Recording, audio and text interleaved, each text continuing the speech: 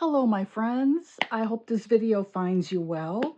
Today, we're going to have some mixed media fun. This video is good for beginners. If you've never done mixed media, but you've always wanted to give it a try, here's your opportunity. What you'll need will be a water-based art medium, watercolors, water-soluble markers like 𝗬𝗏𝗏𝗃𝗍𝗄, anything that can blend with water. Watercolor pencils is another option. To create your background, you will need either an old book or you can also look for vintage screenshots of pages online. Use that. Also, if you have any type of ephemera sticker books, you can also Google for free clip art, where you can find elements like this. These I got out of a sticker book, which was the antiquarian sticker book, Imaginarium. This is available on Amazon. It's got over 1,000 stickers. It is an amazing, amazing sticker book. If you would like to check it out, like I said, it's on Amazon. I'll put a link to it below. All of my links are Amazon affiliate, so I just make a 1 to 4.5% commission. You're under no obligation to use my link. It would be nice, help support my channel. But this is a really nice sticker book. Also, the sticker quality, the stickiness of the stickers in this particular one is very good. I did not have to use additional adhesive for any of these. Typically in these sticker books, I always have to put something else on the sticker that's adhesive, which is just ridiculous. But for this one, worked out great. So what we're going to be doing is deconstructing this page. You'll need paper to work on. It can be in a journal. It can be loose leaf. As long as it holds up well to your water-based art medium for the background. Or again, you can use just regular colored pencils. Doesn't have to be water-based. You can use crayons even. Kids' crayons work perfectly fine for this. We're going to be gluing stuff on top. So keep that in mind. You're going to need some adhesive. I used Tombow liquid mono glue to glue this stuff down. Stickers were fine, didn't need it. And we're going to take it from there, okay? Here are some old brushes of mine. Just get some old brushes. You don't need anything, you know, fancy for this. It's mixed media. Basically, the #1 rule of mixed media is to use what you have on hand. You don't have to buy anything special for this, okay? For a journal I have, because this is going to serve as our example, so I don't want to be working in that for the tutorial. This journal is by Tiefossi, and they are online at 𝗬𝗏𝗄𝗵.com. I do have a code for them. It should flash along the bottom of the screen. All of my discount codes are also in the description below. And we're going to work on a brand new page. I'll do this one here. Now, all we're going to be doing, this project is simple, but it does have several steps. Step #1, we're going to create our background in whatever color palette that you enjoy. Choose colors that you like, okay, for this. Next, we'll be looking through our ephemera. You can use old magazines. If you've got any old National Geographic magazines laying around, those are great for this type of projects. They have the coolest and the best photos in those magazines. You can use that. Again, if you've got a sticker ephemera book, that's great too. Even your junk mail. You know, you can find phrases of words on your junk mail. You can find, you know, they hire models to pose in the pictures on your junk mail. You can use those. You know, the sky's the limit. Use whatever it is that you have on hand, okay? And you don't have to do thematic. I did thematic here because I was working on a particular, manifesting a particular intention of mine into reality that will hopefully happen by next summer. We shall see. And so this, I put positive energy into it. I put prayers into it and visualization and all that. So then we'll see what happens. But hopefully I'm manifesting a trip to England in the summer of 2027. We'll see what happens. So this is our example. Now, I have some watercolor here I was using the other day. Oh, and you'll need scissors for fussy cutting. If you want to fussy cut anything, maybe something to rest your brush on, not absolutely necessary. Paper towel, something to put the watercolors on. An old plate is fine. Even a piece of plastic. Sometimes watercolor does not like to behave on plastic, just FYI. So you may want to go with an old dish, old ceramic, old porcelain. This is a porcelain watercolor palette I got from someone's shop, and it only cost me like $15 at the time, but that was, when did I get this? I don't know, 5 years ago? It was pre-COVID. Isn't that a shame? We have to kind of think in those terms now. Back when the world was still relatively normal. Now for watercolor, for a background, you just put some water on the paper. You may want to use a bigger flat brush or a larger round for this. Let's go with the flat for now, and then I think I will go with my larger round when I start adding color. You just put some on there, and this is going to help your watercolors or whatever. Yeah, this would be for watercolor. Colored pencils, watercolor pencils, you just want to add them to the paper and then add your water to get them to blend. So that's what I'm doing. I'm just doing a really thin coat. This is a journal. Tiefossi's paper is 160 GSM, so it is pretty much identical to Archer and Olive, so you can get away with doing this in these journals, which is really, really nice. And now, after I brush goes flying, I'm going to start with my lightest color. Whatever the lightest color is in the palette you've chosen for the project, and just kind of lay them on there. Now these, full disclosure, are not typical watercolors. These are watercolor inks. This is by Brea Reese, and I don't know if they are still making their watercolor inks. I went online to look for them before I filmed this video. I could not find them. So I don't think they do these anymore. They do have alcohol inks. Now their alcohol inks have been around for a long time. So I don't know why they're not still also doing the watercolor inks. I love their watercolor inks. I think they're great. Luckily, all of my bottles are still pretty full. And then you're going to go along with your second darkest. And this is where you just kind of drop it. And you see that blend. And you can put it in some places where you don't have any color yet. Looks kind of dry. Just dip your brush in your water. Add more water. I mean, I love these because the colors are so bright. And I love bright colors. I am not too crazy about earth tones. Now, you will see possibly in your journal, if you're using a journal with 160 GSM paper, it will start to create these little dots. That's fine. A lot of that will go away when the paper dries.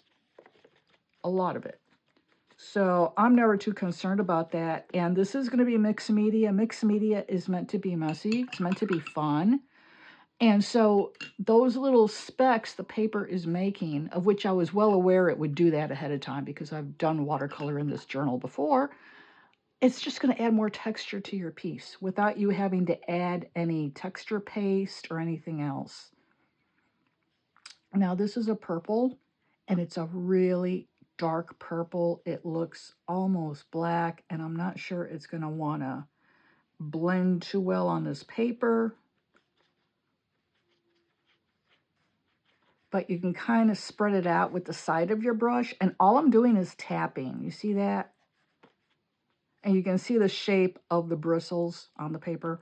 I'm just tapping it just to get it to blend because it's being a bit slow.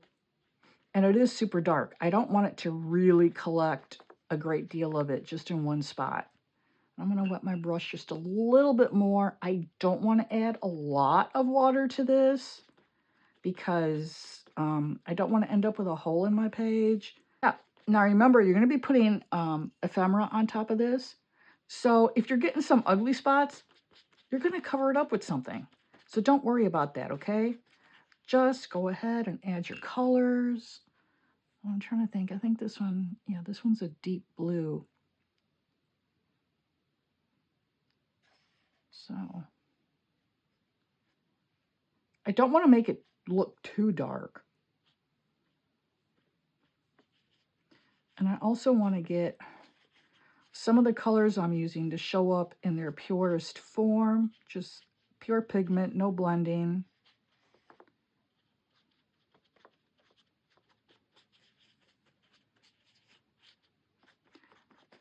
And since this is a mixed media page, usually when I do watercolor in a journal, I will tape off the 4 sides. I'm not doing that with this because mixed media, you kind of want that uneven edge. It just adds interest, adds character to the piece. So if your edges are coming out all uneven, if you're doing this with me, that's good. You want that. And then again, just, you know, spreading the ink out. If you're using watercolors, you're going to be getting some really nice blends. I will do this with watercolor later on in the video so you can see the difference. Actually, in just a couple of minutes, because I'm going to have to give this a little bit of time to dry. But that's basically going to be it for this one. Now, let me get my watercolors out, and I'll show you what the watercolors do. Because remember, these are watercolor inks. These are by Faber-Castell. I believe they're still available. I bought this years and years ago. But again, I like it. Very bright colors. It's pretty inexpensive. I think it's like around $30, and you get how many colors? 1, 2, 3, 4, 5, 6. 5, 6, 7, 8. You get 48 colors. I think that's 48. 6 times 8. Anyway, you get that many colors. Math has never been my strong suit. And it comes with a water brush, comes with a little sponge to clean off your brush.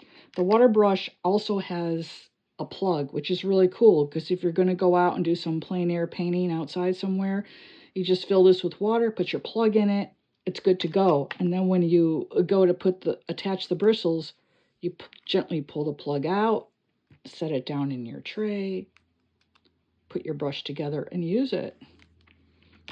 Very nice. But I'm in the house, I don't need that, so I will just be using the brush I used on the previous page. Now, this is an 8x8 journal by Archer and Olive.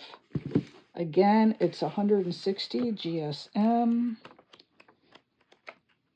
And we're gonna go, okay, we'll go right here, I guess.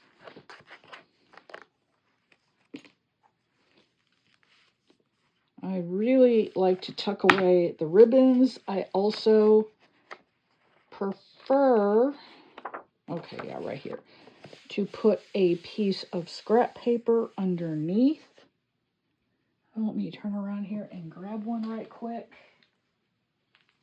You know how we always print out gobs and gobs of stuff off the computer for various reasons. And then you got all this scrap paper laying around, so I use it to protect my journals. So I'll put one right underneath there. And again, we're just going to create a background in this, and then I'll go back to the other journal and we'll start adding the ephemera on top of that one, and then we'll return to this one and do the same with this. Now, this should work out a lot better. I'm going to pick out some colors here. I'm going to go for some lime green and some sky blue. I guess this is magenta. I don't know. Oh yeah, my swatches are right here. You know, I could just look at the swatches, right? Oh, okay, there they are. Let me get some of this yellow. That's 4 colors. I want one more. Let's do this blue. Okay. Again, you start out with your lightest color, which will be the yellow here. I'm not wetting the paper ahead of time, at least not for the yellow.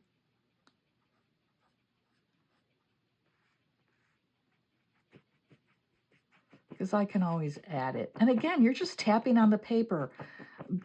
There's no science to this. There are no set rules. I just put a little bit of water on my brush, and I'm using up the last of the yellow that's on my brush because I'm going to want to change colors, rinsing my brush again.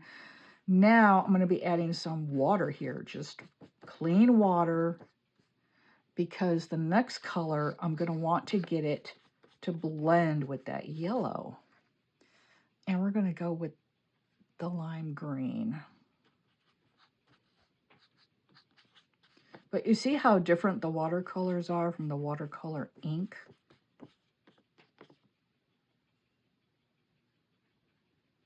Also, I should have put more water on these.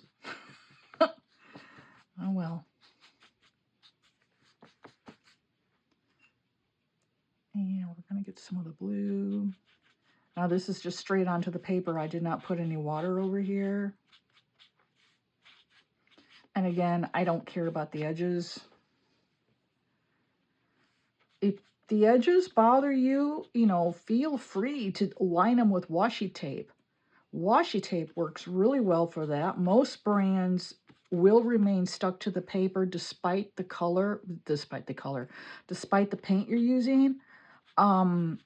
If you end up using a lot of water though, sometimes that washi tape will start to come up on you a little bit. It's not a big deal. It's just something to, you know, to give you a straight edge. Okay, where's the magenta? Actually, I want more water first. I always work with 2 brushes, at least 2, so I can keep one in my water to add clean water when I need it. I don't have to worry about rinsing off paint off that brush. I'm also not wasting my watercolor paints. And then I just go with the brush. It's got the water on it. These paints are not wanting to blend really well. Well, they're inexpensive. You know, you get what you pay for. I do not use my 𝗀𝗟𝗍 or my Schminky or my handmade watercolors when I'm doing mixed media, you know. I use my cheapest stuff. I use the Faber-Castell. I'll use Prima. But my good stuff, nope. Not for this. You know, that's the type of stuff I use on commission paintings. I don't never use that stuff in my journals. Well, I shouldn't say never. Once in a great while, I might. If I want to make a particularly nice looking journal page, or, you know, there are characteristics of that brand of paint that I want to use, take advantage of for that journal spread, then I might, but typically no. Okay, let's see. I'm going to want some more yellow. I think this will give me an interesting orangey color.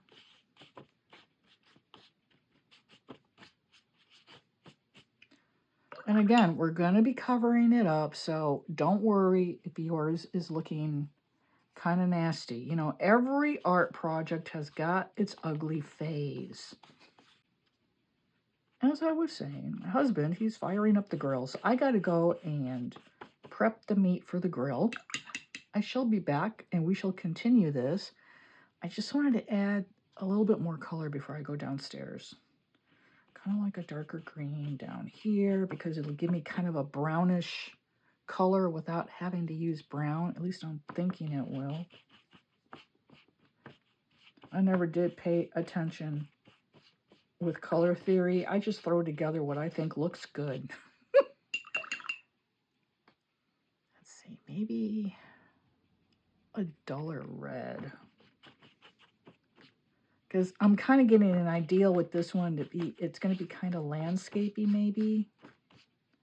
So I want something down here. It kind of hints at mountains, but I don't think I'm going to get it without actually having to use a brown. which I do have. I mean, it's not a big deal, but I was thinking I could get the colors to blend. But see, just a hint. This is not fine art, folks. We are just having some fun. And if you notice, the paper is starting to get those little specks in it. That's normal for 160 GSM paper. That will tend to go away as the paper dries, you know, those little specks. So don't worry about it, but you know, if it is starting to get bothersome, pull back on how much water you're using, or give your paper a little time to dry. And then if you do that, a lot of those little specks will disappear as the paint dries on the paper. You can also hit it with a heat gun if you own a heat gun, or a blow dryer. Heat guns are designed to be used to dry artistic, water-based artistic mediums. Blow dryers are not. If you do use a blow dryer, set it on low. Blow dryers also get super, super hot. So do certain brands of heat guns. So as you use it, let me grab mine to show you. This is mine. It's really, really old. I don't even think it has a brand on it, does it? No, it doesn't. When you go to use it, be constantly rotating it as you dry your artwork, because what'll happen is they can get so hot, it'll burn your paper and ruin your project. So always be moving it. Blow dryers in particular, you've got to move a lot because blow dryers get really hot. So there we go. This is done. I'm going to let it dry. I'm going to go down and get the meat ready for the grill. I am drying off my brushes here. I do not leave my brushes in the water. I will as I'm working on a project, of course, because I need that extra brush to have clean water on it. But I dry them and set them aside. And we'll be back and we're going to create something like this in both of these journals. You'll see how easy and fun it is, and anyone can do this. I mean, you know, this is not Rembrandt here. Okay, I'll be right back. I am back. It's been over an hour. We had a nice sirloin for dinner. It was very yummy. And I come back and this paper is not yet completely dry. I'm going to dry it with the heat gun. I will turn the sound off for this and, excuse me, play some music, because this is really, really loud. You don't want to hear that. And you'll be able to see how I use it and how I continually rotate so that I don't burn the paper. I also want to interject here and say, as I'm drying it, I'm gently pulling on the paper to help to get it to straighten out. What happens when you put watercolor on paper that is not prepped for watercolor or is not watercolor paper is the fibers in the paper will shrink due to the water. That's what causes the paper to crinkle. But as you're drying it, if you gently pull on it, you can get most of that crinkle out, especially with paper that is 160 GSM. And here we go.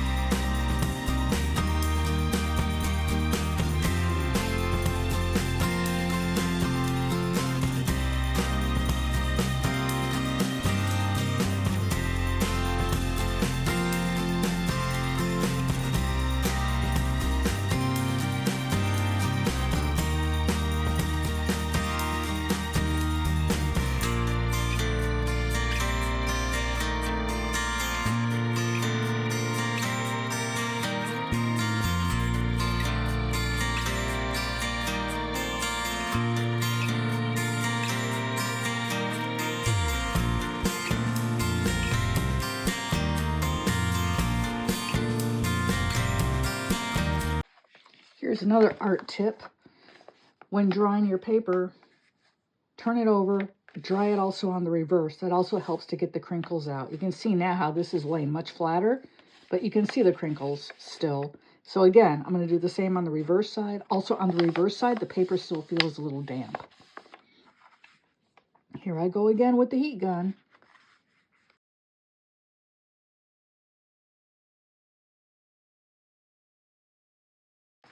I did put a lot more water down here on the bottom of the composition. So the paper down here is kind of crinkly. It's not too bad. And you can just go back over with your hands. Further smash it down. If you are patient, you can close your journal and set some heavy books on top. And that'll take care of the rest of the crinkles. As you can see, it looks a lot better now. And there's the reverse. Okay, now we're ready for the next step. I'm going to check on my other journal where I have the watercolor ink from 𝗧𝗺𝗃𝗃 and see how that looks. That is still slightly damp, but you see, because it's ink, it bleeds through, and this will happen with any type of paper. I should have put a protective sheet back here to save this page, but I can paint something on top of that or sticker or whatever. But there's that background. So I'm going to be working on this one because this one is still ever so slightly damp. Plus, I like this one better. Okay. I will work on the other one and show you what that turned into at the end of this video. Since we did start on that one, I'm going to go ahead and leave my protective sheet back there. Now, for adhesive, like I said, any type of PVA glue is going to work. I use Tombow liquid mono glue, which is really, really strong glue. So this is what it looks like. This is also a tape runner. You may want to get one. Again, this is by Tombow. Any tape runner will work. So I am not affiliated with Tombow in any way. I just really love their products. Now, what we want to do, what I do, my next step after I do this is I just kind of look at it, see if it reminds me of anything, and then I try to look for ephemera that fits it. Over here, I did the same thing, but again, I was working with a theme. Here, I don't have a theme. I'm just thinking, what does this remind me of? Well, definitely a landscape. So I'm thinking maybe a couple of birds. Let's see if I can find a sun image. It's definitely a daytime scene. And then these are mountains down here. So I'm going to flip through my ephemera book. And I have a couple of others. And we'll see what I can find. And I'll be right back to show you what I've pulled out of the books. Okay, so I cut out ephemera from these 3 sticker books. I have the Antiquarian sticker book, and that's the title. And then I have the Antiquarian sticker book Imaginarium, which is where I got most of the ephemera out of. And then there is also the Botanist's sticker anthology. So I will link to these below in case you'd like to check them out. That's where the images come from. Now, what I did is I kept in mind the color scheme of the backgrounds for the 2 mixed media backgrounds, watercolor backgrounds that I created, okay? And then I just went through my ephemera books and I kind of picked things here and there that I thought would look good with those colors. You know, and this is kind of what I was thinking of. I don't know what I was going to do with that. But you see, now I'm not going to use all of this because it is way too much. And I don't want to cover up the whole background. Okay, this one I wanted for that.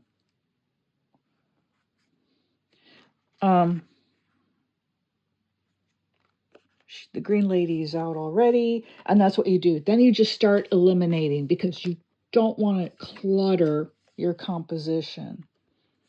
Oh, this little girl would be cute over here. And I kind of wanted this balloon in the background. This bird may actually be too big for this piece, but you see, that's how you do it. And then I needed a sun. I know I'm going to put that over there.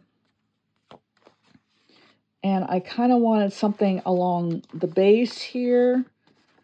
And so I thought I put that kind of like, yeah, kind of like here. But this tree has to go on the right-hand side. Okay, well, then I'll put it over here, put the tree here. See, then you just kind of start moving it around. So now we're getting definitely into the realm of collaging with stickers, obviously. But it's a nice way just to break into mixed media, because all mixed media means is you're using more than one artistic medium.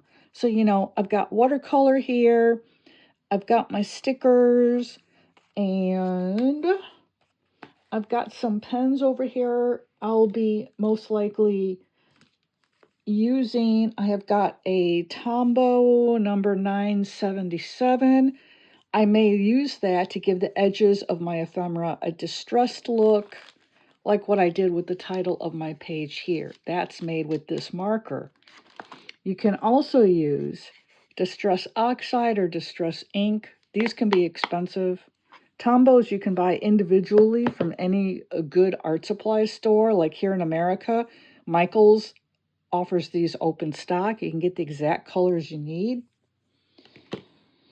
And then I have a gold Jelly Roll metallic, and I have a white 𝗬𝗽𝗏. I don't know how that's pronounced. It's a Chinese company. These are on Amazon. The Frugal Crafter, Lindsay at the Frugal Crafter, she reviewed these pens and just went gaga over them. And I was like, it's so hard to find a good gel pen. Oh my God, she's right, these are the best. On Amazon, I'll try to remember to link to those below. But, you know, I'm showing you so much stuff. If it's not linked there, just plug it into the search over there and it'll pop up. So, but see, now you kind of see how the colors of the ephemera are kind of going together. Again, I probably won't use all this, but it gives you an idea of what the composition is going to look like. Now, you may want to use acrylic pens, Sharpies. You know, Sharpie markers, people think if you're not familiar with them, they just come in black. They don't. They come in all sorts of colors. And again, a good art supply store will offer them open stock. A lot of places will have the smaller sets of like 4 to 6 markers. So you can get your common black. You can get them in gold, silver, copper, and then a ton of different colors. So you can use Sharpie to put writing on here, or like what I did with this piece here, and what I'll be showing you on both of these, getting a couple of pages out of the vintage book, cutting it up, and using it to convey a message. The reason I'm not showing you how to do this one is because I was filming it, and I didn't realize the battery in my camera had died. Yeah, that was really good. I was so ticked. Oh my goodness. So I'm doing this one. I mean, it's fun. I don't mind doing another one. I do this stuff often anyway, you know. Now, another thing you may want to do is get yourself a really good pair of scissors, really sharp, to do fussy cutting, because the stickers in these ephemera books, let me show you this lady here, they have a really wide border. And if you go to put that on your piece, you see how that's going to look. You may like that look. You may not. It's personal preference. Also, you can take a fine tip pen and put dots in here or other marks along the border to add interest or make that piece of ephemera really pop. That's another option. I tend to fussy cut them just because I'm the type of person, I really hate borders. I am also a professional tarot card reader, And the number one thing that turns me off about a tarot deck or any other kind of card deck is the borders, because they just break up the storyline of the reading. They drive me crazy. So same thing with stickers. So I'm just going to go and fussy cut all these and just speed it all up super fast so you're not dying of boredom. And then I'll come back, put these on the paper, embellish them with gel pens and markers and all that good stuff. And then we'll call it done.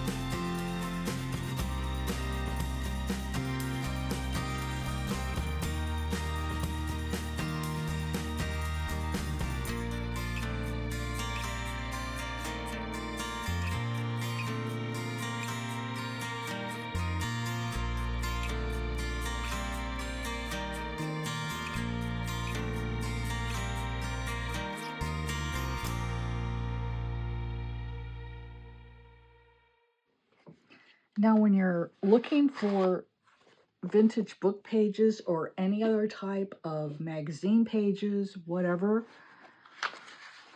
look at the text that you're cutting up. Be sure there's nothing in that text that you wouldn't want on your piece of mixed media, because, there can be words or, action, like if it's a book about a serial killer or something. Personally, I wouldn't want that in my art, that type of thing. Just be careful. Like it says here, there's a sentence right here. This isn't to say we shouldn't grieve the death of a loved one.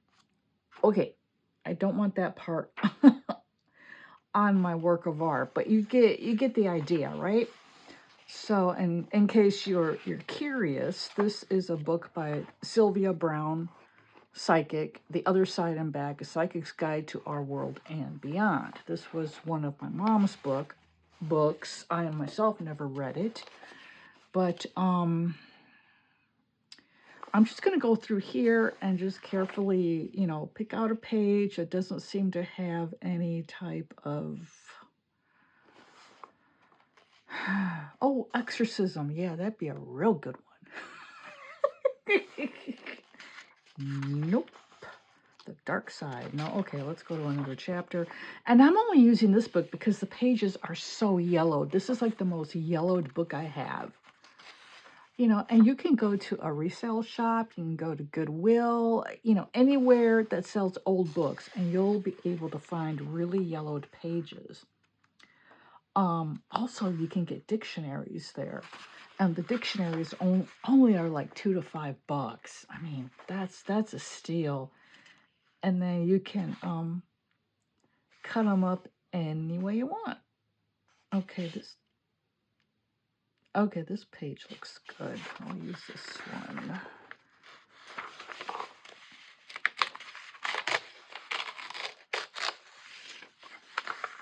And you have to get over your squeamishness of pulling pages out of books, okay? I had to get over that. All right. Now, okay, this side. Now just kind of read the text, see if anything jumps out at you, because you may want to take out individual words, like I did here. And if you're curious, this text, it comes from the same book, all of it, which was really crazy because I found this one section and I just turned to this page at random. And the line above the word England said finding, and I was just like, oh, and then I saw British. And I was just, and then there was prayer, hope, miracles happen every day, magic and miracles, God lovingly guides you, highest good. All of this comes from the same page of text. And if that wasn't too perfect for, you know, working out an artistic prayer to try to manifest a trip to England for next summer, I don't know what is. It was really great. So, and I'm pretty sure my prayer is going to be answered because, like I said, I turned to this page completely at random and there it was. So, you know, there's the word imagine. That's positive. So then what I do is I take a fine liner. Where did my fine liners go? No. This one is it's a 0.5. It's kind of thick. Here it is. 0.1 is too thin. I want one that's just right. I want the 3. There we go. There's the 3. Yes, because I'm Goldilocks. Okay, here we go. All right, where'd it go? Okay, imagine. So I would just go into my text and carefully circle it. And then I look for any other words that jump out at me. You know, there's higher power, there's God. Anything that I think would play into the theme of my piece. There's wisdom. And I know God's there. I'm not going to circle it, but let's see. Just because I don't want to mar it in any way. Intuition's a good word.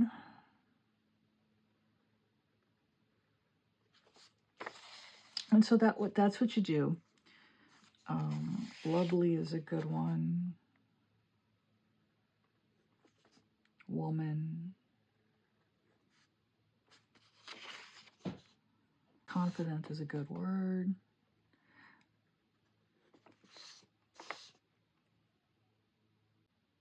Breath. We all need to breathe. Courage. So that's what you do. Go through and circle any words you think that are meaningful to you, that are kind of following a theme that you may want to explore in your mixed media. And you may actually want to do this even before you start on the page at all. You may want to find your words first, and then your words will influence your color palette and the ephemera that you put on your page. You know, again, it's all so individual, and there's no wrong way to do this. Absolutely no wrong way. Practice. There's another mention of God. I'll circle experience. So now I have these words. Now I may want to tear out this portion here and include it on background. If I had thought to do that prior to sticking the stickers down, I did not think to do that like I did over here. So, but that's okay. What you can do is you can hold your paper. Now remember, if you're using vintage paper, it's going to be pretty thin. You can kind of feel the sticker underneath it. And if you're real careful, you can flip it over. Let me see, how would I do this? If I flip it, that'll give me a mirror image on this side. Let me think a second.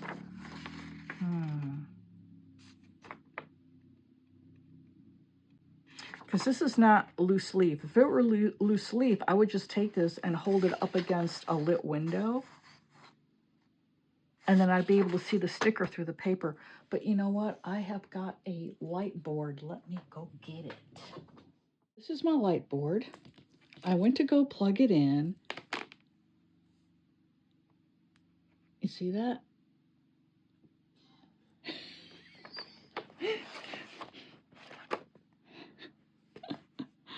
Yeah.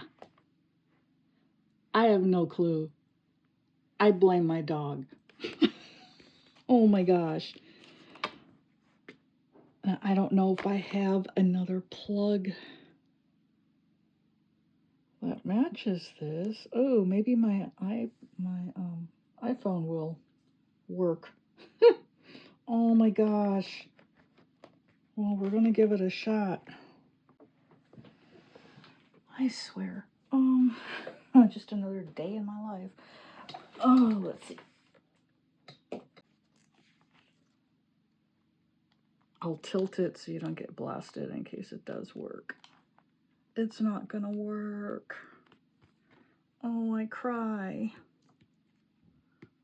Are you kidding me right now? Let me flip it, maybe.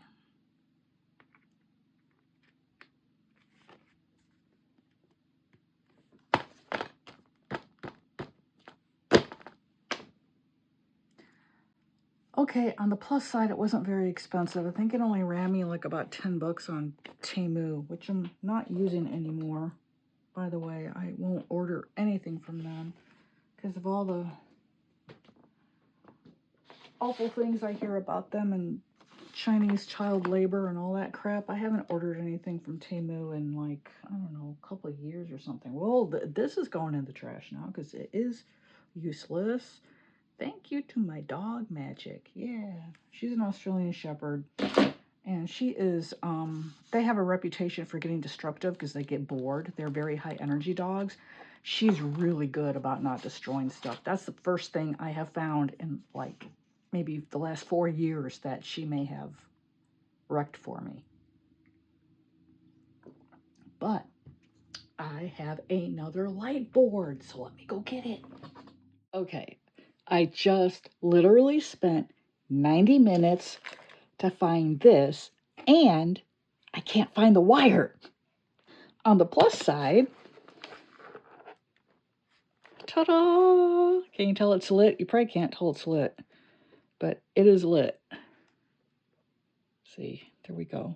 Warm color, blue, sunlight. It does not change its intensity like it used to, but I found this plug that I never knew what it went to, but it fits this. So I'm setting the small one aside now. I don't know where the wire is to that one, but that's okay. At least I've got this one. So what you would do is,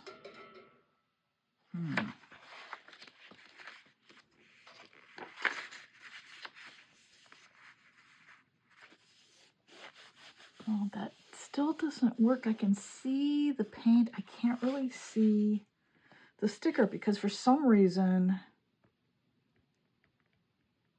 the intensity of this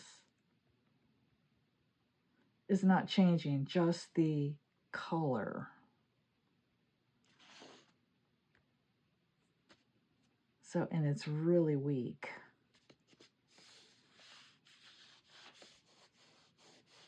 Oh, that's a bummer. Well, this idea blew up in my face, didn't it? Let me see. It's like,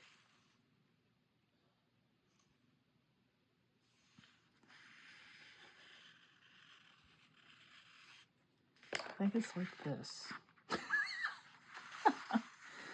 We are about to find out. Oh, but you know what? I don't want to cover up these words.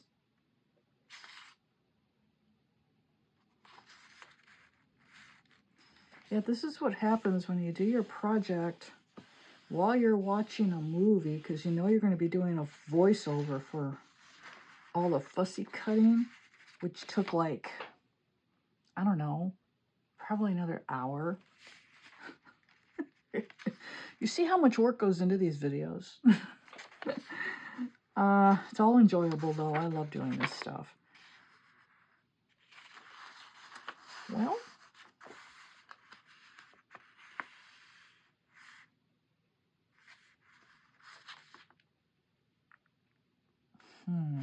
I'm going to find another page. That's what I'm going to do. Because I really like the words on this page, and they're kind of all spread out. So that kind of precludes me from being able to cut out a chunk of text without losing some of what I've circled here. Okay, she's talking about the dark side. No, we don't want to know about the dark side. Okay, this looks pretty harmless.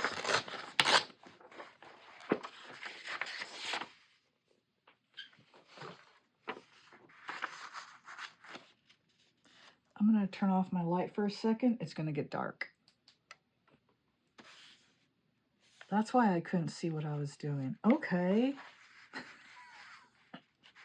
Okay, we got the word happy here.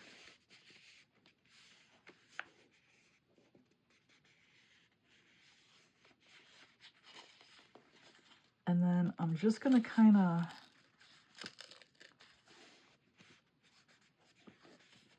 Is the flower right there?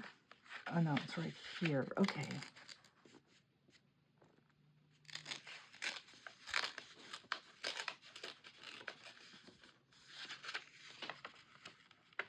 Okay, her head comes up this high. I just want to kind of get a, a frame of text around her, around the focal point.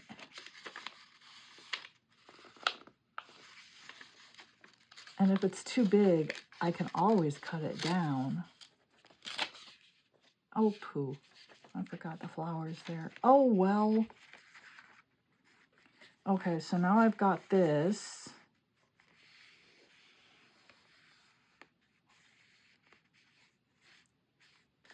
And I'm going to have to cut it again. So now I'm going to outline. Let me turn my light back on. That way you can see what I'm doing. I want to bring it. Let's see.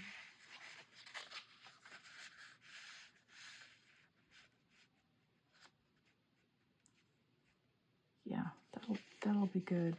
Okay, and then she starts at about here.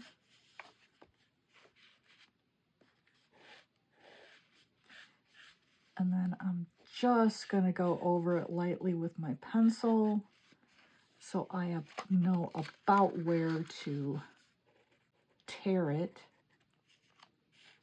tear the text.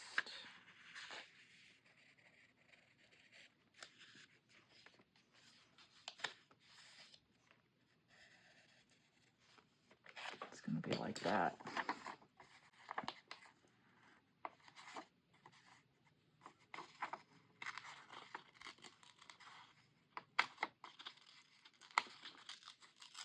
Now this is really delicate paper. It doesn't take much effort to rip it at all, but I don't want that pencil line to show up. I want to tear that entire pencil line off because I won't be able to erase it.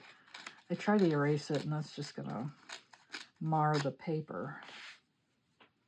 Okay, so that's that part. It's the outline.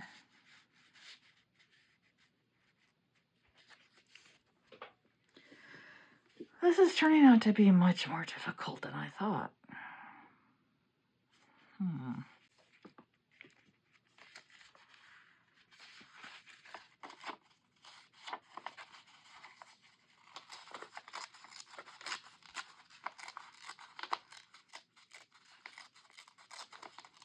I'd rather be cutting it too large than too small because I can always trim it down some more. Save that.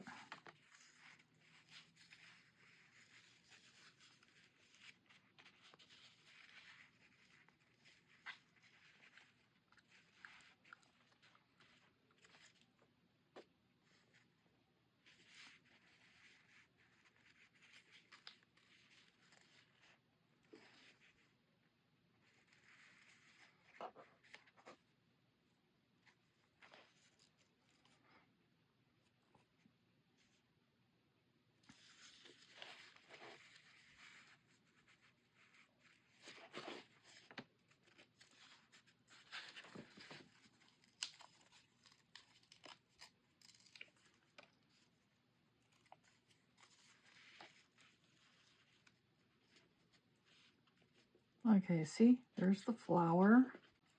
I don't like the word nowhere, but I like the word now. The word nowhere is really now here. Think about it. I just now realized that. All right, see? Now there it looks like she's got a whole sheet of text behind her when she doesn't. And I'm going to go ahead and glue this down. But that was a pain in the butt. Word to the wise, rip out your text pages before you stick your ephemera onto the paper.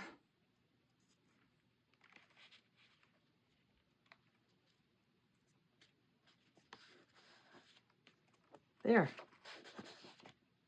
Look at that. All right, so that's part of her. We've got these flowers. I think I'm just going to leave the flowers. I'm going to put some white Posca pen or something around them, or maybe gold. But I want to put some more text over here. What's on the other side? Oh, betrayal. Betrayed. No, that's not good. But maybe self is good.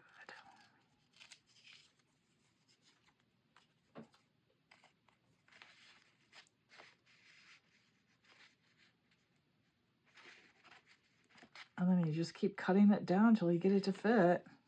Oh, poo, did I just take off the F? I did. Oh, well. And it's too small for me to get it back on here.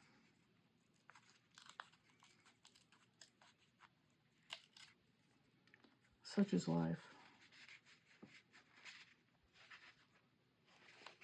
Oh, I just turned on my board when I don't need it.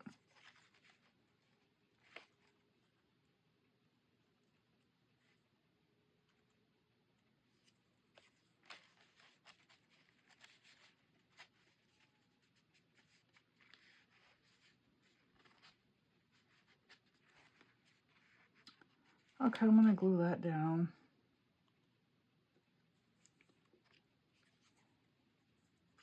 And it will give the illusion that she's under a full section of text when it's really just going to be itty bitty pieces.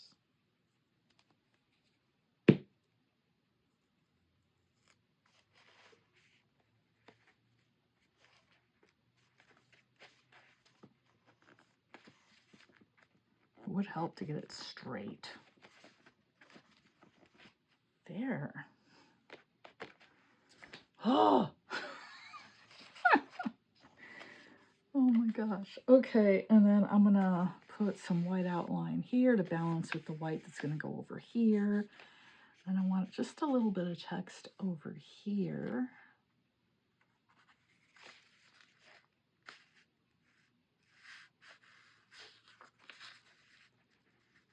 I want to get that word integrity on there and spirit. Let's see. It's going to be about here.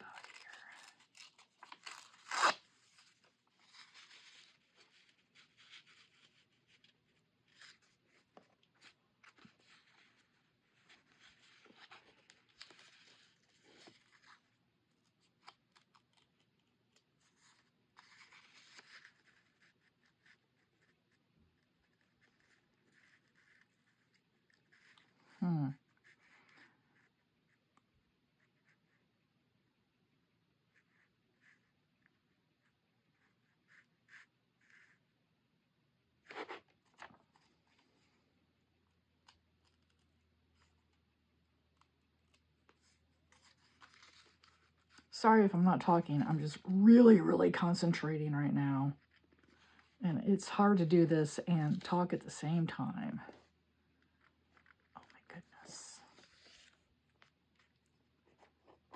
Okay, out here.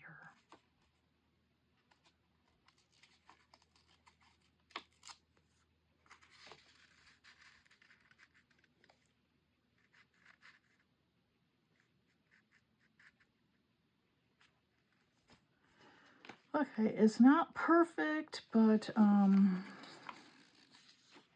it'll do in a pinch.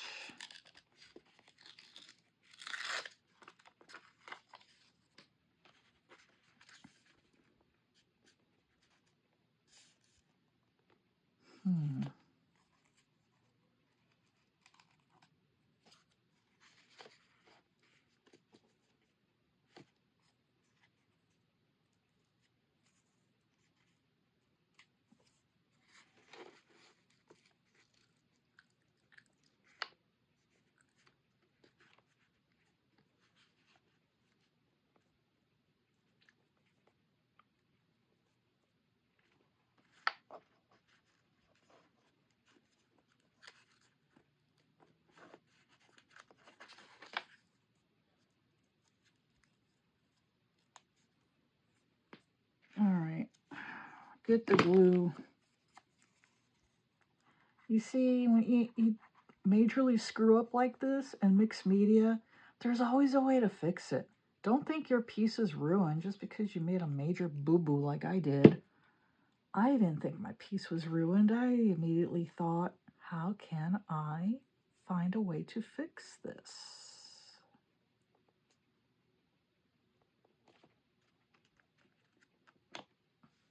And there we go. I have the look I was originally going for. So now what I want to do is I want to go through this and again circle some of the words that are positive. There's spirit. And of course, integrity. Successful. Here's spirit again. Compassion.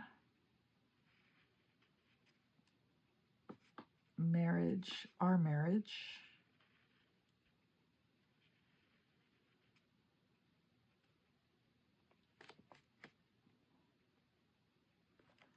Successful again over here.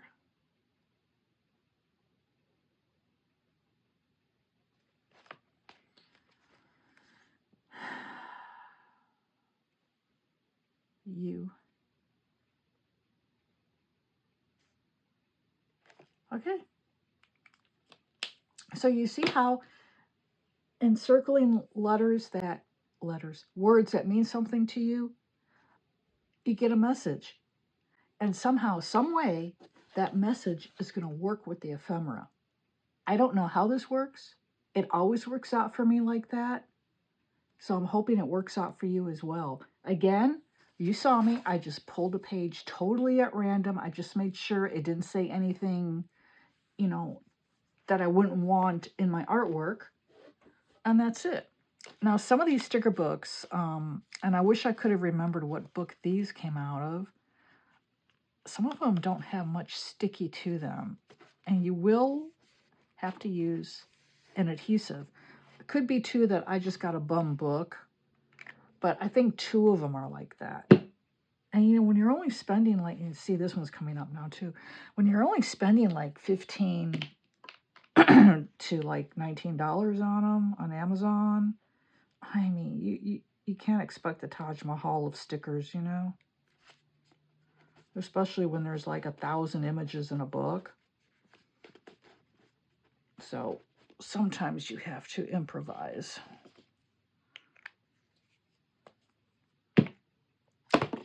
So this is now done in terms of the text background. And I'm going to let that sit so the glue can dry. And we're going to go to the other piece. So it would kind of benefit you to work on 2 at a time. Or if you're really ambitious, 3 or 4. That way, as things are drying, you can keep working. Okay, I'm trying to find out where to put this wire so no one chews it. Okay, for this one, I got all the stickers down. The glue I had to use seems to be dry. Oh, is this sticker coming up too? Come on. Yeah, it's dry.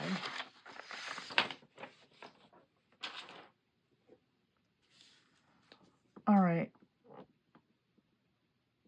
No, this was more of a landscape, so I wasn't going to use a text background on this one anyhow, and I was thinking along those lines, and that's why I goofed on the other page and didn't put the text background behind my ephemera.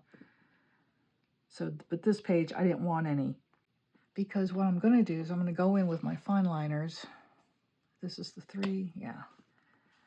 And I'm just going to add some rough detail so her little fairy wings, you know, are more obvious. I'm not going to do a solid line everywhere, just every once in a while, and it's going to be really a loose line and kind of scribbly, because it already has much of a cookie cutter look to it, and you don't really want to emphasize that look, you know, but it's kind of adds a little whimsy charm to it. I just love this little girl. I just had to include her. Let's see. I'm not going to outline the flowers or the tree or the sun. I'm going to leave that all as is. And then I'll want to put some wording here, and I'll probably, instead of cutting out text, I'll probably just write something in there. But, you know, you can get text from a magazine and cut out individual words and make up your own message, kind of like a ransom note, but instead of individual letters, you're using words and even phrases. So I'll probably just write something. I don't think, well, let me look at my phrase stickers. Let me grab those. Oh, hey, Bluey. My cat's over here. I almost stepped on her head. Okay. Blue. All right, my stickers are right here. Okay, journal just flew out of my shelf as I pulled my stickers out. But these are the Tim Holtz ideology or ideology. I don't know how he pronounces it. I've got a few of them. I got all these off of Amazon. Let's see, this one is 2.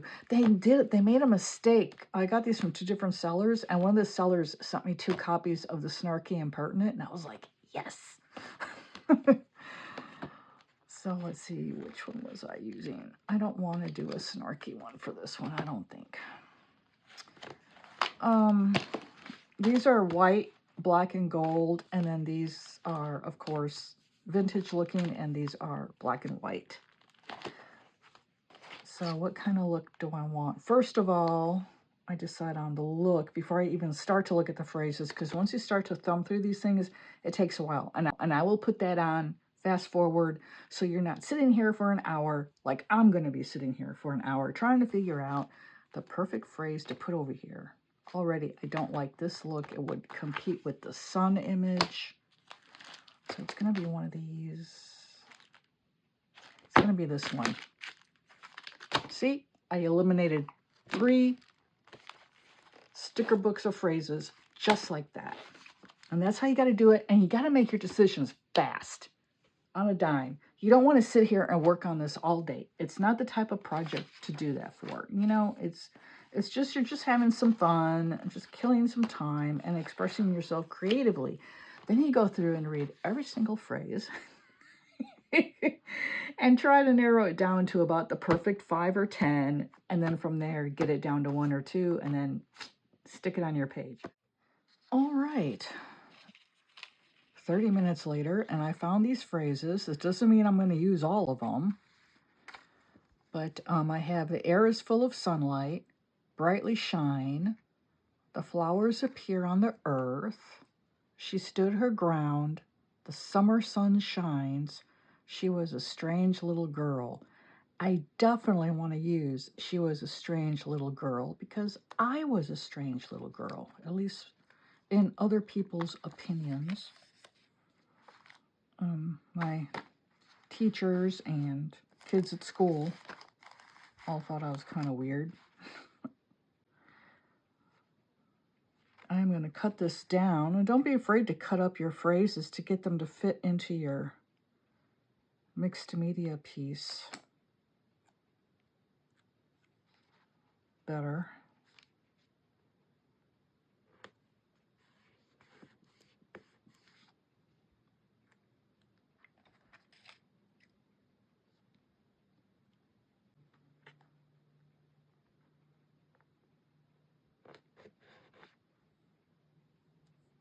And they don't have to go on there perfect, and plus we're going to be going around them with fine liners or something.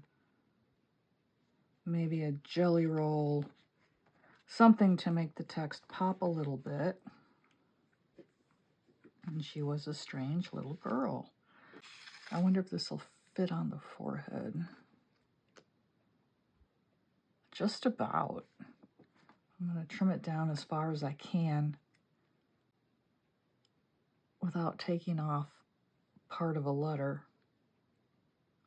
I just love these scissors.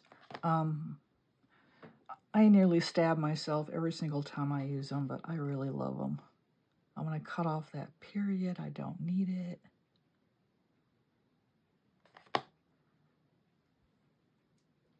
Okay.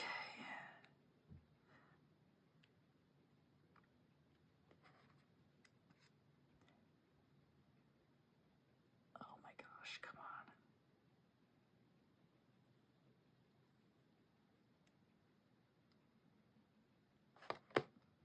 on. I'm not just throwing the stuff on the floor. I've got a trash can off to my left here.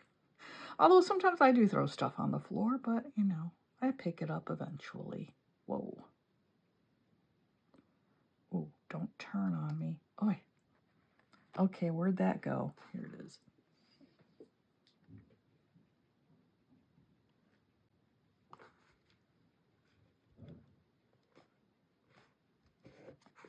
Perfect.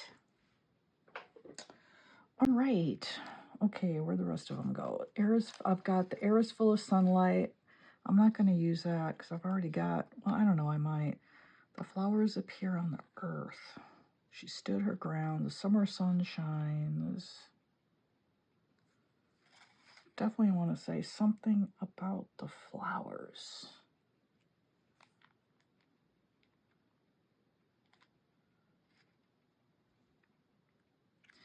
I don't need the.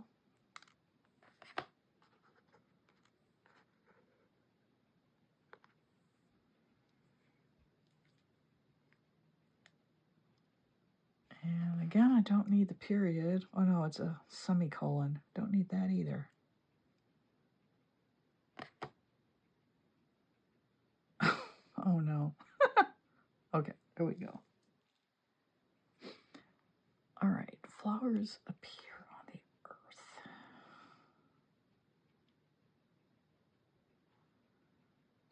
I am going to cut this up. I'm just trying to decide.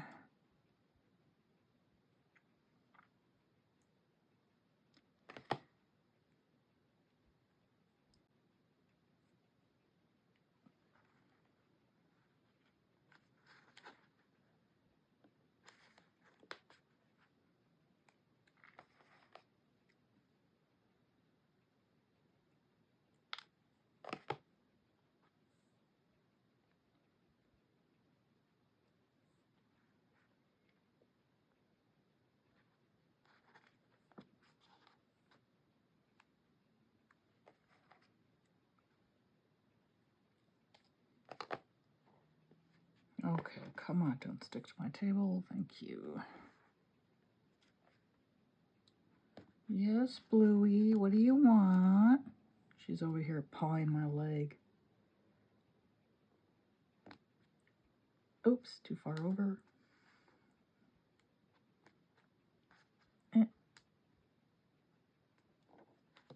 Okay. There's that.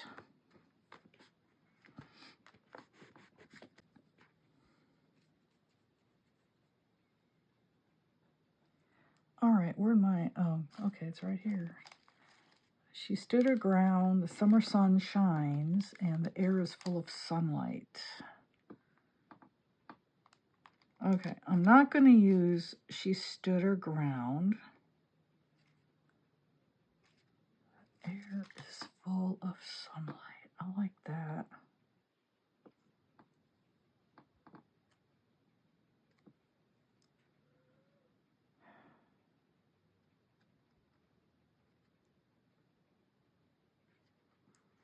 I'll put it right here.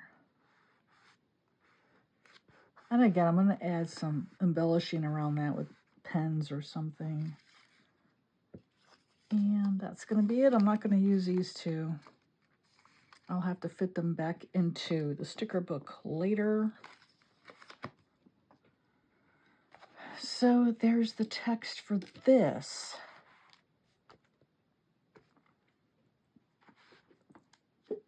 And then what I want to do is get my fine liner. This is the number 3 Copic multi-liner.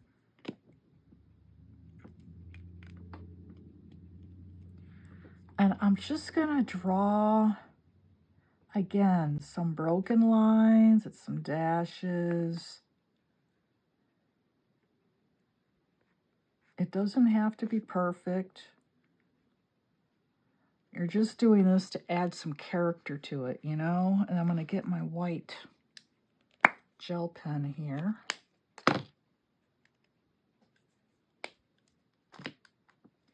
And I'm going to test it out on a piece of scrap paper.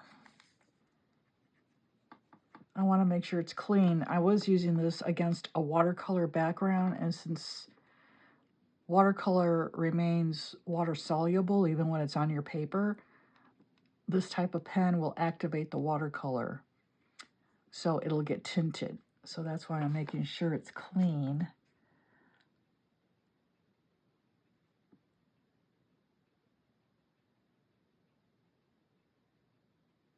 And I'm just doing a little heart.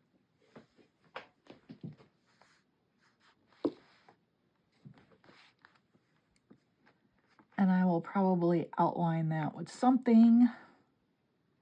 Gold, probably.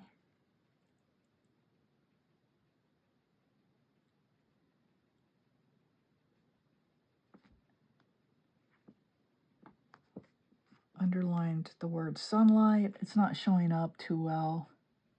Trust me, it's there. My camera is probably, my phone I mean, is probably not picking it up.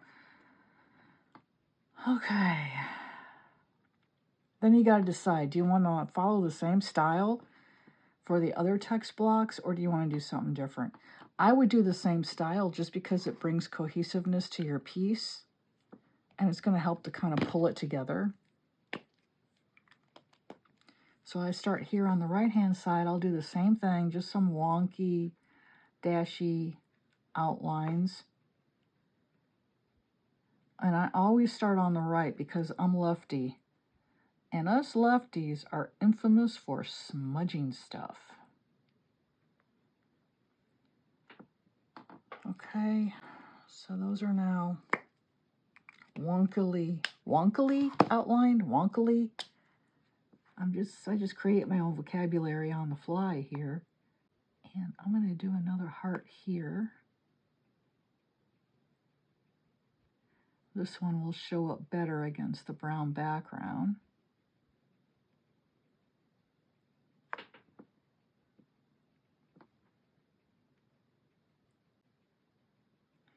And I'm going to do a little flower here.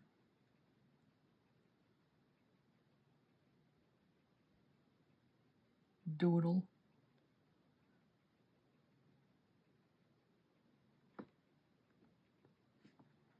And I'm going to do one here.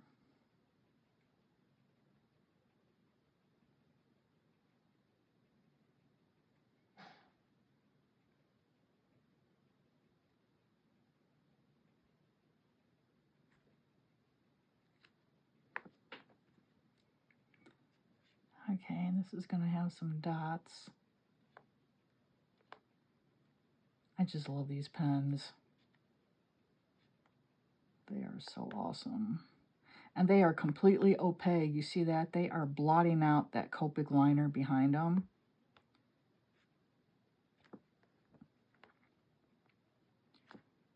I do. Well, that didn't turn out right. Kind of looks like a spider. I'll turn it into some sort of wispy flower.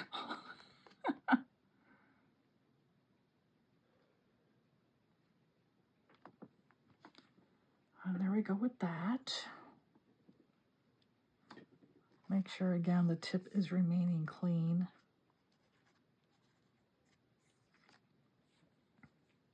And then we'll do these phrases over here. And then I will pretty much, you know, at that point you can stop. You can add more, and you'll see people with their mixed media add all sorts of stuff and layer upon layer and tons of acrylic paint and all that. I don't like to do that, because once you cover something up and you can't see it, even though you as the artist know it's there, what's the point? And to me, you're just wasting your art supplies. All right, husband interrupted me. I am now back. I'm going to go up here and I'm going to outline this little white heart in black, because you just can't see it up there. And then I'm going to fake one here.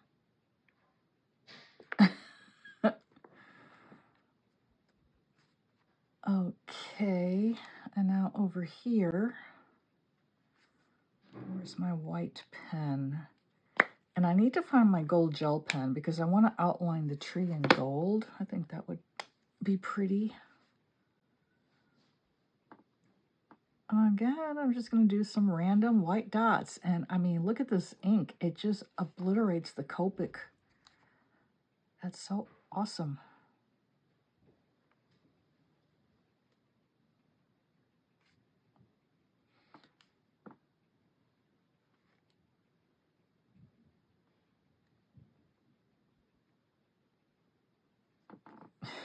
Underline strange. And let's see.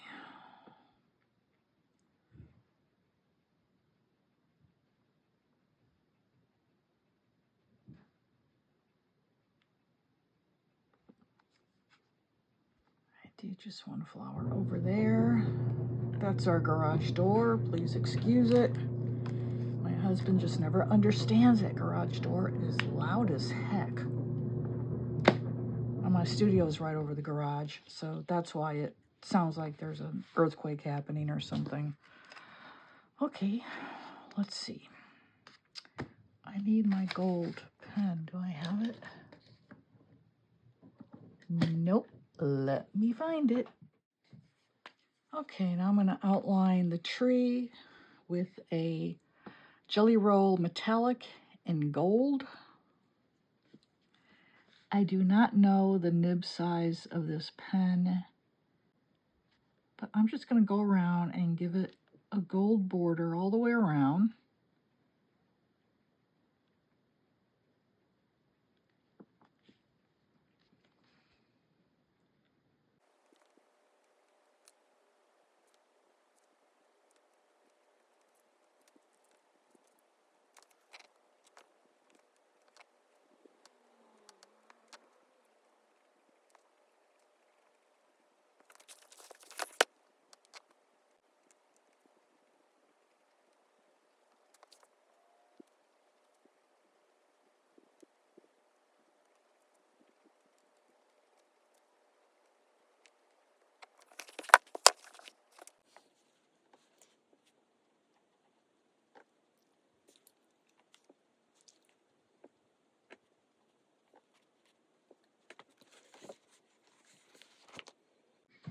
I'm going to also outline the fairy's wings in gold. I should have probably done that and then added the black outline, but I think I can get it around her wings to where I'm not obscuring the black ink. I did it! Yay! I think I want to kind of give her a little halo. Is she a fairy or is she an angel?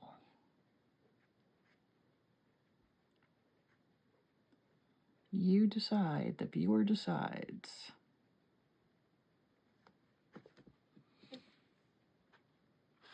I gotta tilt it and make sure that the halo is solid. Yeah, I thought I left a gap.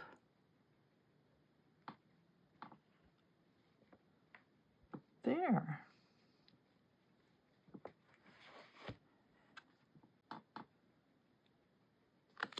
Yeah, she's coming up. I need adhesive. I swear, these are supposed to be stickers. Stickers are supposed to be sticky.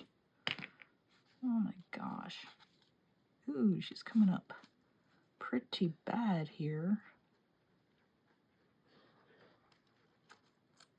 Wow. So much for this sticker.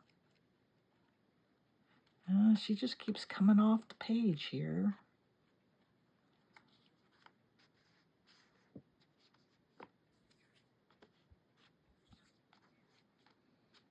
Okay. How about over here? Is this going to come up too? No, that's on there good. Okay. Weird. Alrighty, so I think this is, no, I wanted to do one more thing. I wanted to really make the sun pop. So I was going to put some Decocolor liquid gold on it. Acrylic markers, you do have to shake them to activate them. They have little marbles in there that mix up the paint inside the marker. And then you activate the tip. I always try out the tip first because, yeah, it's a little dry. 9 times out of 10, they still have a little bit of paint on them I can use. And then, oh, let's see, where am I going to put it? I'll just put it inside, right on the blue here. And I'm just going to outline him.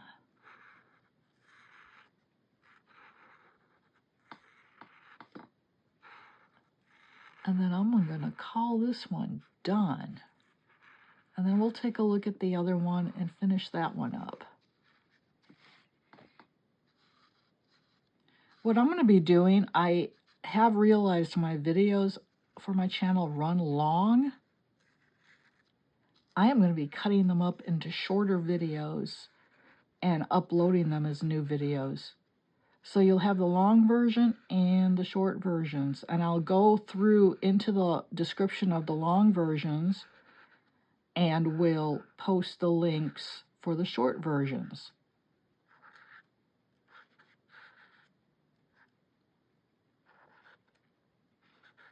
And I'm hoping that will help with people who don't have all day to sit and watch a video. I know I don't have all day either.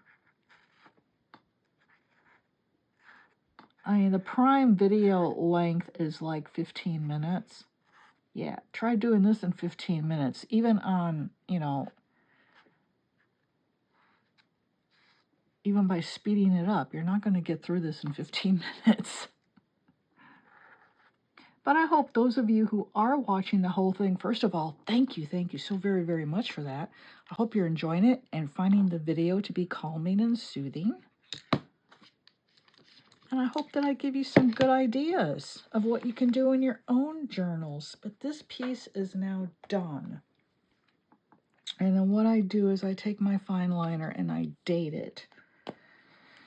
And I forget what the date is today. I got my iPad right here. Let me tap it. Wednesday, March 18th of 2026. And I'll just put the date very tiny. All right. Now we're going to finish off the other one. But here is this one. All done. I like the way the gold balances the whole page.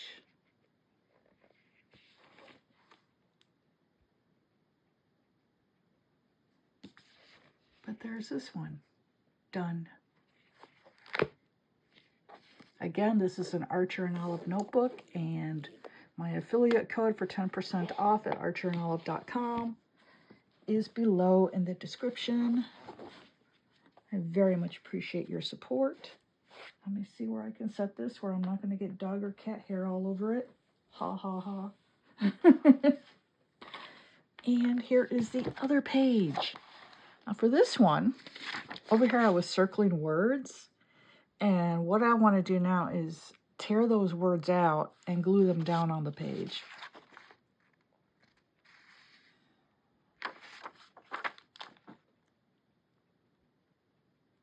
Maybe.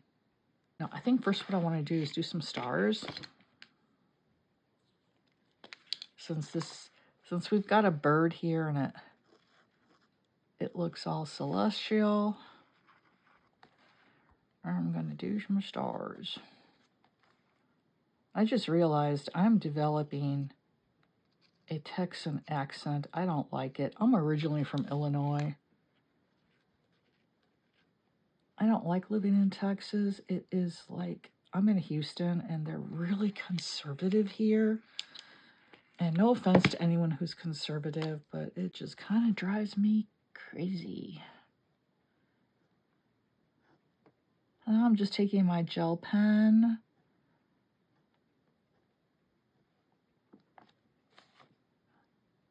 Giving this composition some large stars. And then I'm going to do smaller ones.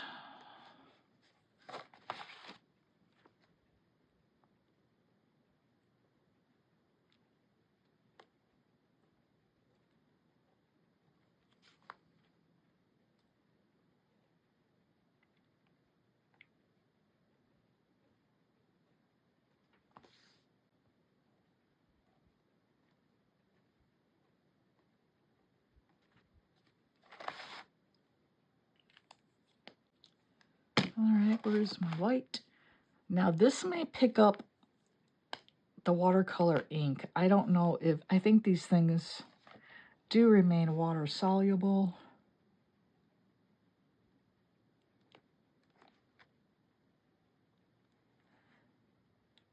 Now what I could have done before adding the ephemera, I could have spattered white paint on this for the stars and it would have looked really random. But then of course you have no control. And you know, spattering is cool and it's pretty and all that, but when you don't have control over it, it can get excessive very quickly. So I like to kind of put in some controlled, what I call controlled stars, which is what I'm doing here. And then I'll go through with my pen and just tap it on the page. That gives me smaller stars and it makes the sky a bit more random. Last summer, my husband and I went on vacation in West Texas. Huge mistake. It was hot as hell there. But one cool thing was I got to see the night sky without any light pollution. We were in Marfa, Texas, which is by Alpine, Texas, and it's near the Big Bend National Park. And we were there in my then brand new Subaru Crosstrek, which has a sunroof with the roof open looking up at the stars. Oh my gosh, it was so amazing. And see, now I'm just doing teeny tiny. Those stars are further away. Oh look, here's a planet because I goofed.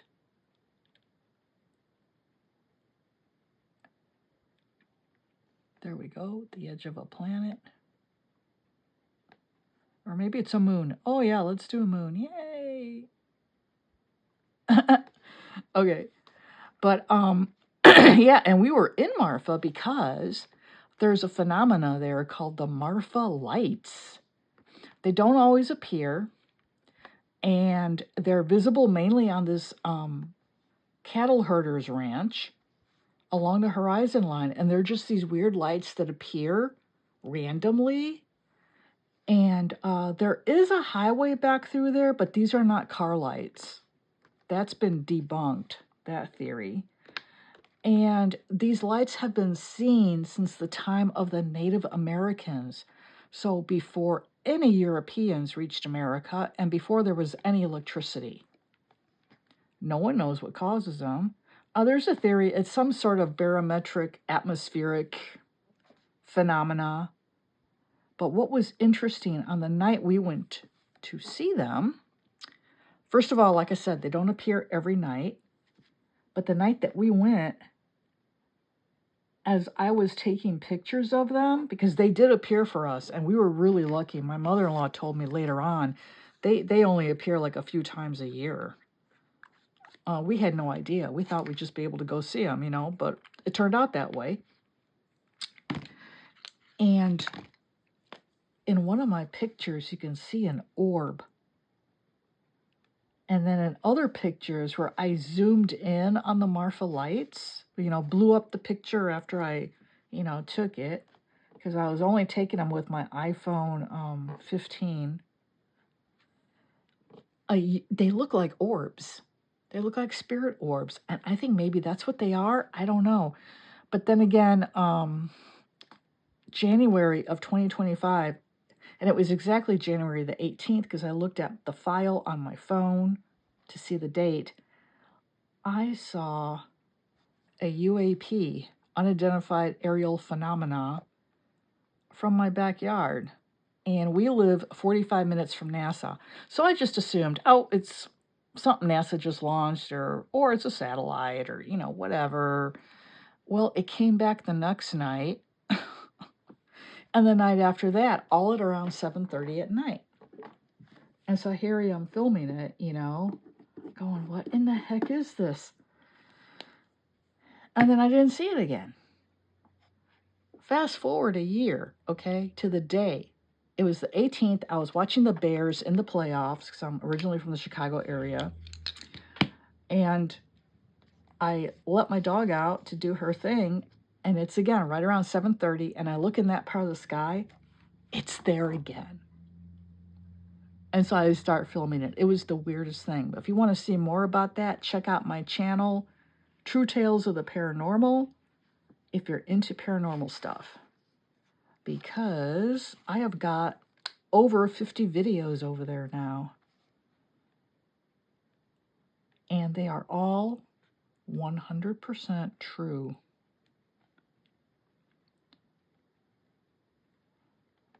Because I've been a magnet for the weird since I was literally a baby. There is one experience I share on that channel that dates back to when I was 6 months old. And the only reason I know about it is because my mom and my aunt, it used to be one of those stories that they'd repeat, you know, at every holiday meal.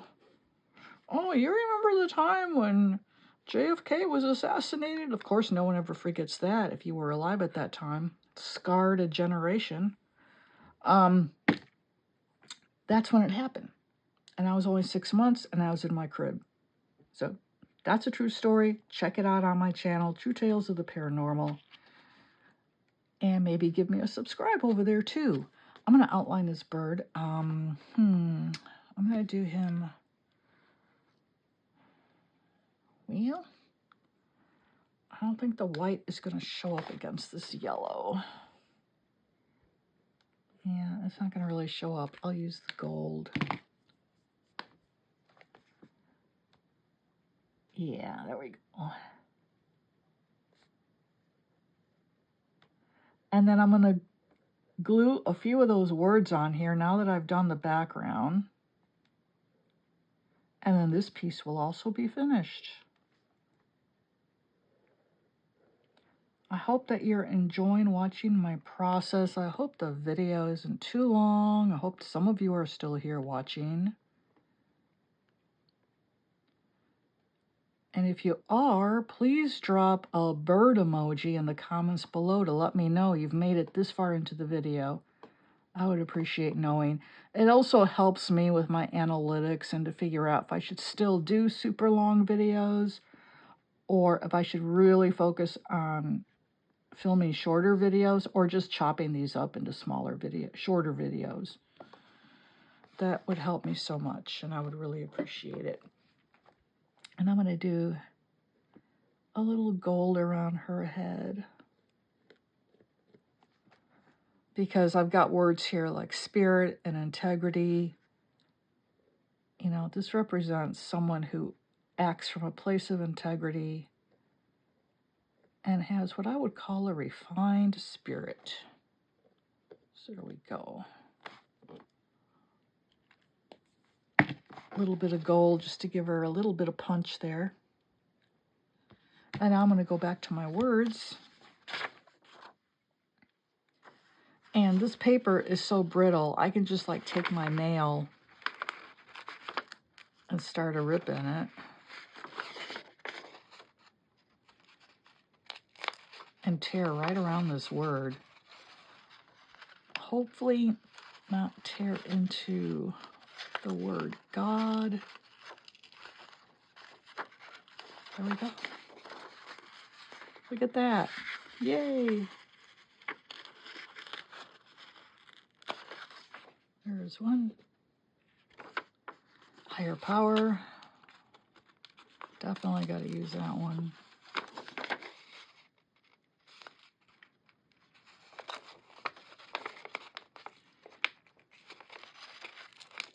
And again, just carefully rip. Take your time.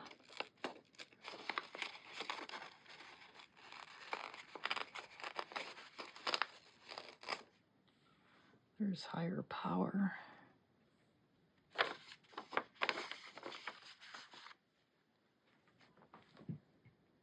Checking my phone to make sure the battery hasn't died. Okay, intuition.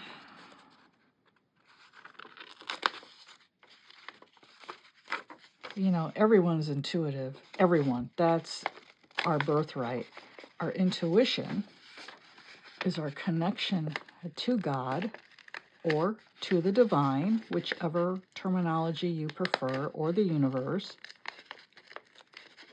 And our intuition will never steer us wrong. The trick with our intuition is you've got to learn to trust it and not second guess it. When I second guess my intuition, disaster usually follows. Or not disasters, but like major screw-ups or, you know, delays and things of that nature. Imagine. That is such a great song, Imagine, by John Lennon. I'm a huge Beatles fan, but my favorite Beatle isn't John, it's Paul. And I've seen Paul McCartney in concert 6 times. I still can't believe I managed to see him 6 times in my lifetime. But yes, first time I saw him was 1989, and I went with my parents and my 3 best friends. And these are lifelong friends that I've had, lifelong. And the tickets were $28 each to see Paul McCartney in 1989 at Rosemont Horizon outside of Chicago. And we all bitterly complained about that $28. We really did. After the concert, most amazing concert I'd ever seen. Nobody was complaining. We were all like, that's the best $28 we've ever spent. And now look, I took my daughter. The last time I saw Paul was in 2022 up in Fort Worth, Texas. Took my daughter. My daughter begged and begged me. She really wanted to go. And she'd seen him once before in 2012, and she was 14 at the time. She was so busy crying during the whole concert, I'm not sure how much of it she was able to see. But, so I took her, and, 2 things. Number 1, she has severe anxiety, and because of the anxiety, it's caused an eating disorder. She feels like her insides shake when her anxiety gets bad, and then she can't eat because then she, you know, she feels like she's going to puke. She doesn't actually puke, though. But the pandemic hit, you know, and she was up in Dallas at college at the time. And she just became severely depressed. She had to go to, all of her classes went to online classes. And she has another condition called Ewing syndrome, which is a disconnect between the eyeball and the optic nerve. As you're reading, it makes the words look like they're moving along, like an undulating snake, or sometimes they'll flip around, and it's not dyslexia.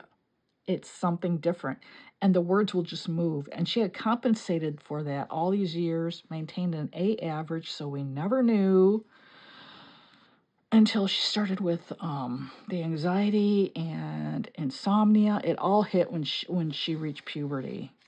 So when she asked to go see Paul, and tickets were $600 a piece, and I was telling her, hey, for that much, we could go to London. Round trip. And she's like, I really want to see him just one more time. Please, Mom, please. You know, how can I say no to that sweet little face? She was 20. How old was she at the time? She was 21 at the time. So I took her. And, you know, like I said, she's had problems eating since she was like about 14 years old. And after that, she still has the anxiety, and sometimes she has some issues being able to eat because of it, but she has put on weight. She was at her worst. She's a little bit taller than I am, so I want to say she's probably 5'4". She was down to 98 pounds when she was in college up in Dallas, and she had to withdraw and come home because of the anxiety and the pandemic and having to take her classes online, and that messed with the Ewing syndrome, and so it made everything, you know, her situation so much worse for her. It was either withdraw or not eat and die, basically. So she came home and no one argued. Nope, nobody argued with that. She didn't come home. She moved here. She was engaged at the time. They are now married. So they got an apartment here in town about 15 minutes from us and 5 minutes from the in-laws. And that's where they've been. And they'll have their second wedding anniversary in October. But ever since then, she's been eating good. And she now weighs, what she told me she weighed the other day? I think it was 124. So that's pretty much right about where she should be. When she started with her problem, she was 128 pounds. So when the eating disorder got really bad. Yeah, so she's almost regained all her lost weight.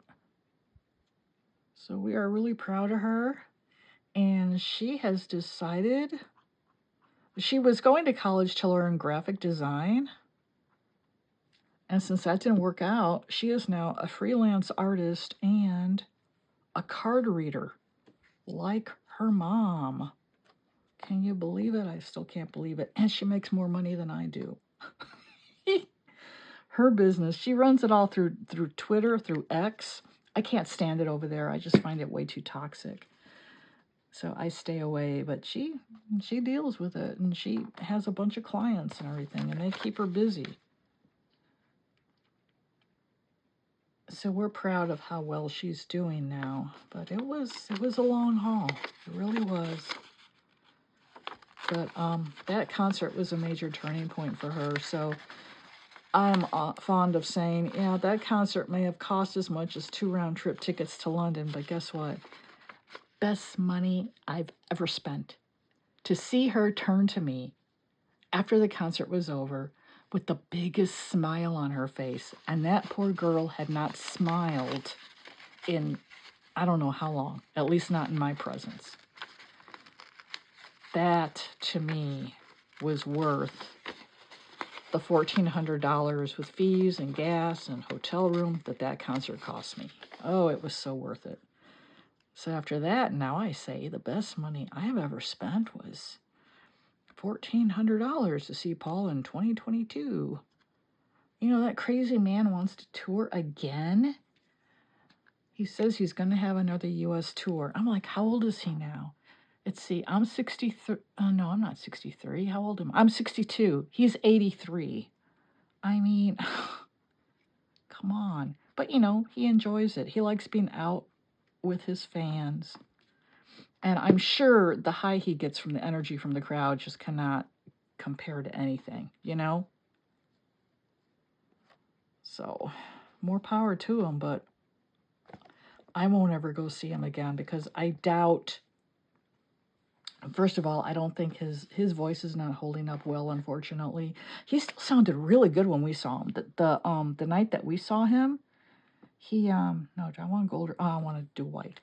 His voice was in fine form the night we saw him. Now, I did see online some people complaining that he should just hang it up because his voice is gone now and he can no longer sing. But that night in Waco was good. And I think if you search on YouTube, you can find some videos of that particular concert. There's a channel here in Houston. It's called Dead Mike, I think. And he posts a lot of Houston concerts.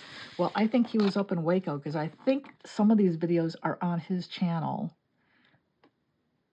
So if you wanted to see, you could go check him out. But, or just search on YouTube, Paul McCartney concert 2022, Waco, Texas. And you'll find it.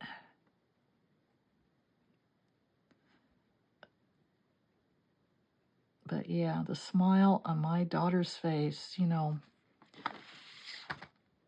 it was just incredible. I wanted to cry. I was so happy. She was so happy. So again, best money I ever spent, but it was a hell of a lot of money for me, let me tell you. Especially, you know, when you don't make very much to begin with. I would do it all again. In a heartbeat. So this piece is pretty much done.